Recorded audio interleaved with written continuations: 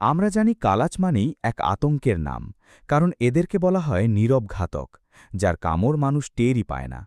কিন্তু কালাচ পরিবারেরই এমন একটি ব্যতিক্রমী প্রজাতি রয়েছে, যা বিষধর হওয়া সত্ত্বেও মানুষের কোনো ক্ষতি তো করেই না, উল্টো মানুষের পরম বন্ধু হিসেবে কাজ করে।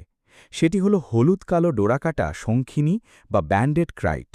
শঙ্খিনী সাপের সবচেয়ে উপকারী বৈশিষ্ট্য হল এদের খাদ্যাভ্যাস। কারণ এদের প্রধান খাদ্য অন্য সাপ, অর্থাৎ এরা হল অফিওফ্যাগাস বা সর্পভুক প্রাণী। ব্যাং, টিকটিকি বা ইঁদুরের চেয়ে অন্য প্রজাতির সাপ শিকার করতেই এরা সবচেয়ে বেশি ভালোবাসে। আর সেই তালিকায় থাকে মানুষের জন্য অত্যন্ত প্রাণঘাতী সব বিষধর সাপ, তার মধ্যে কালাচ এবং রাসেলস ভাইপার অন্যতম।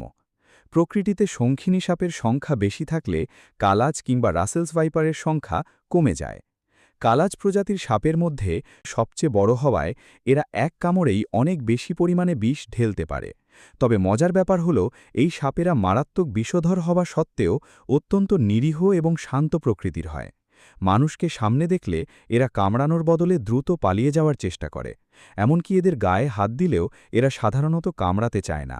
এই শান্ত স্বভাবের কারণে এই সাপ মানুষকে কামড় দেওয়ার তেমন কোনো রেকর্ড নেই বললেই চলে। শঙ্খিনীকে চেনা খুবই সহজ, কারণ এদের রং অন্যান্য সাপের চেয়ে একদম আলাদা। পুরো শরীর জুড়ে পর্যায়ক্রমিক উজ্জ্বল হলুদ এবং কুচকুচে কালো রঙের চওড়া ডোরাকাটা দাগ থাকে।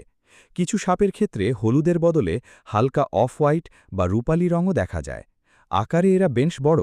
পূর্ণবয়স্ক একটি শঙ্খিনী সাধারণত ৫ থেকে ৭ ফুট পর্যন্ত লম্বা হতে পারে।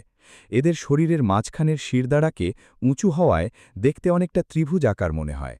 আর এদের লেজের শেষ অংশটি অন্য সাপের মতো সূচালো না হয়ে ভোঁতা বা গোলাকার হয়।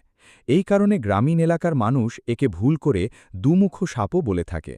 শঙ্খিনীদের বাংলাদেশ, ভারত, নেপাল, মিয়ানমার, থাইল্যান্ড এবং দক্ষিণ চীন সহ সমগ্র দক্ষিণ ও দক্ষিণ পূর্ব এশিয়ায় এদের পাওয়া যায়। এরা সাধারণত সমভূমির স্যাঁতস্যাঁতে এলাকা, ঘন বনাঞ্চল, গ্রামীণ ঝোপঝাড় এবং বাঁশবাগান পছন্দ করে। আবার এরা পানির কাছাকাছি থাকতে এরা ভালোবাসে, তাই জলাভূমি, ধানক্ষেত বা খালের পাড়ে এদের আনাগোনা বেশি থাকে।